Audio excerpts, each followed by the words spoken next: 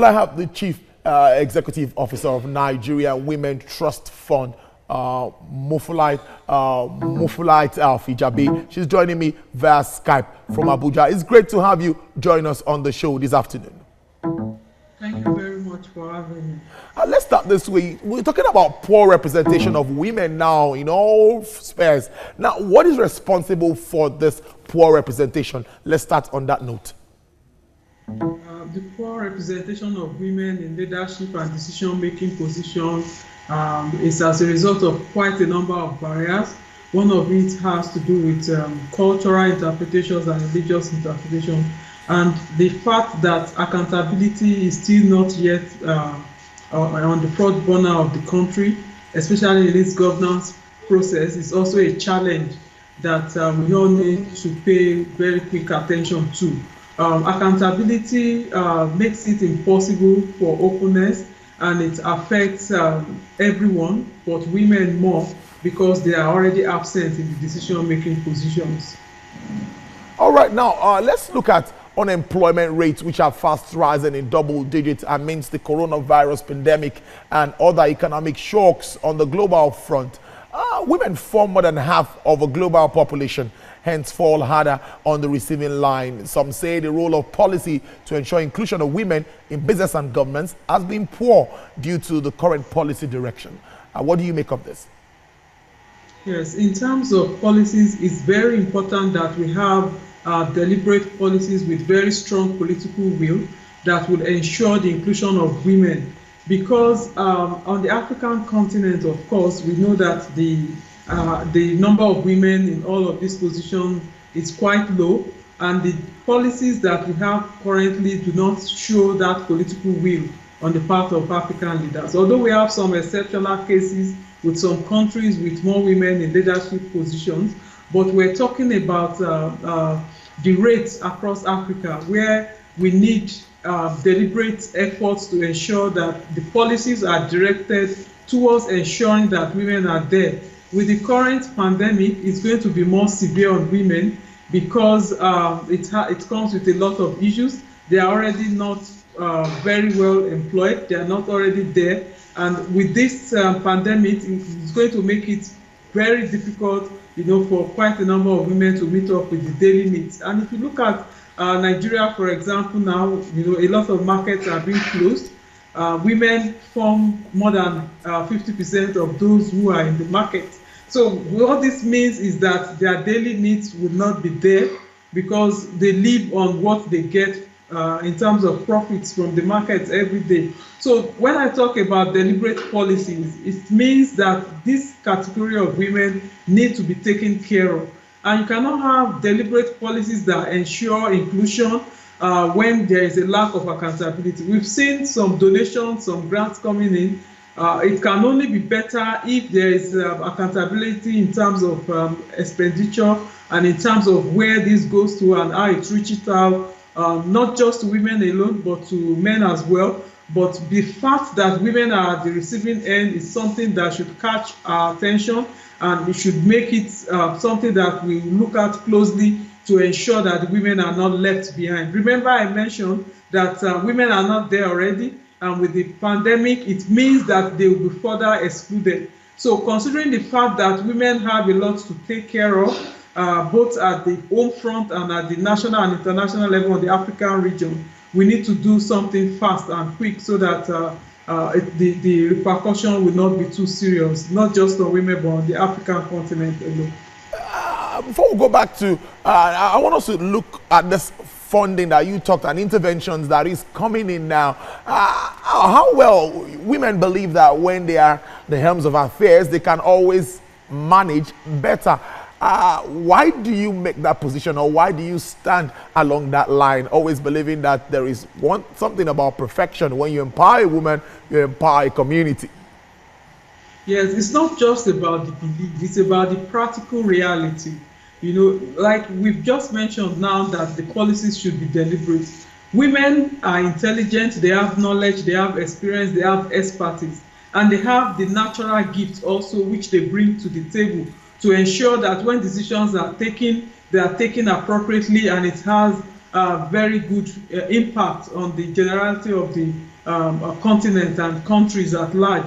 I give you a very quick example. Most times people don't understand, for example, why there should be deliberate efforts to have good toilets, running system of water in schools. They think that at times in some local areas it's luxury, but actually not. A lot of girls in Africa don't go to school because there are no good toilets to take care of their monthly needs. So this is the kind of interpretations we're talking about. And when you talk about policies as well, in terms of security, a lot of times women are not there. If there's a UN resolution 1325 that speaks about the role of women in resolving conflicts globally. If you look at it, efforts are now currently being made, but the fact that women have been absent for long, affects the impact. So which means that there is need for a fast track of efforts to ensure that women are included. It's not just about the physical presence, it's also about the experience and expertise that women have that they want to bring on board. And if you have, like you mentioned in your introductory statement, that women constitute more than half of the global population. So why are decisions taken without more than half of the global population present there? I think this is something that we need to reflect about. It's not about making a case for women. It's about the reality of the needs of the human race to ensure that we get to where we have to get to in terms of development. We should look at it from a development perspective, not just from the fact that this person is woman, male, this one is female. It's very important that we draw expertise, we draw experiences and network to ensure that we achieve the good results that we need to achieve. And that was why I also mentioned earlier on that we're seeing donations coming in. Gender should also be mainstreamed in how these expenditures from the donations will be made to ensure that women are properly catered for. Markets are being closed now. Nobody is thinking about those who go to those markets on a daily basis. Yes, life is very important. We need to be alive before we go to the market. But what happens to them? What happens to them when they are not in the market? How do they survive with their children? Some of these women, survive based on what they get on a daily basis. So who is taking care of that? What kind of responses do we have around that? Let's talk about frontiers across different value chains and emerging sectors now. This is largely hinged on science, technology, engineering, and mathematics for developing economies like Nigeria. Now, what's the expectation to drive a stronger pool of women participation in all of this?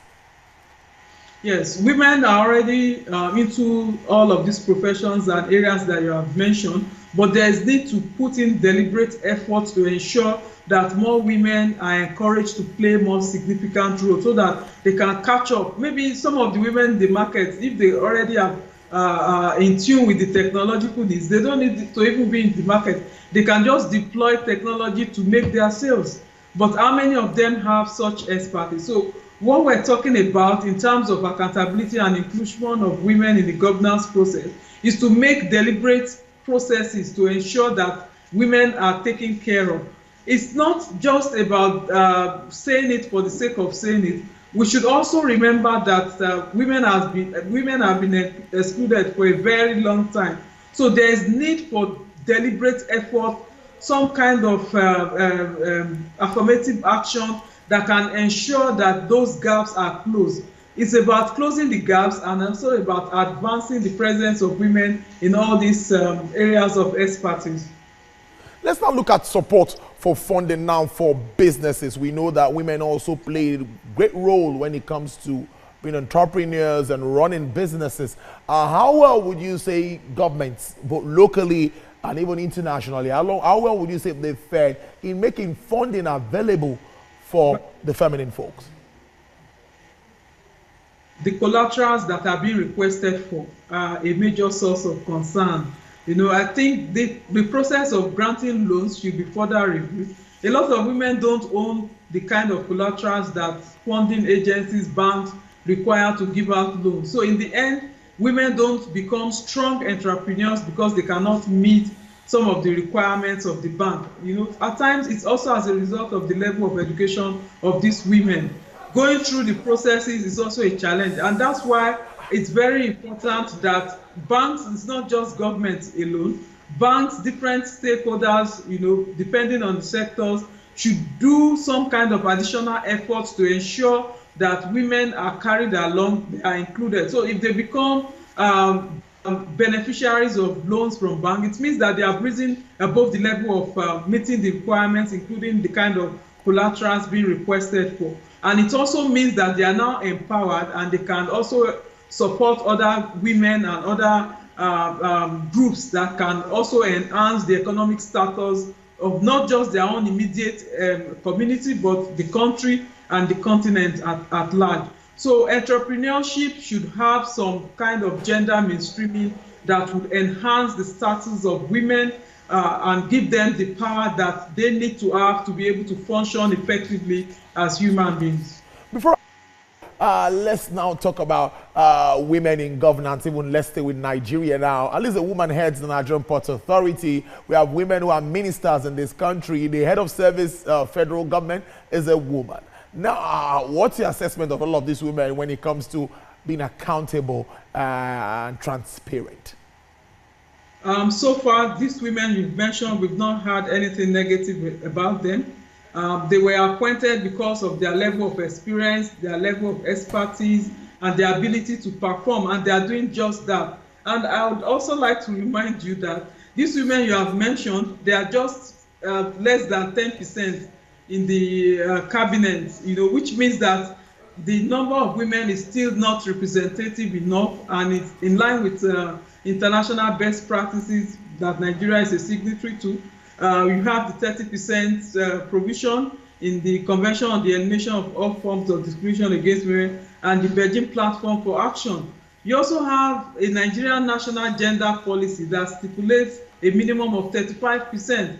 So these few women that Spotlight is on, is just a minimal percentage. And so far, we've not had anything negative about them. And seriously speaking, when women are appointed into governance position, it's not because of just the fact that they are women. They should be viewed like any other human being. We should not attach sex to the kind of positions that people occupy. So regardless of whether they are men or women, what we want from them is performance, and accountability. So if something goes wrong eventually, it's not because they are women, it's also because they are human beings, and the human beings do fail. But what we're saying is that it's very important that we have both men and women contribute meaningfully to a continent, to a global world that impacts on all of us.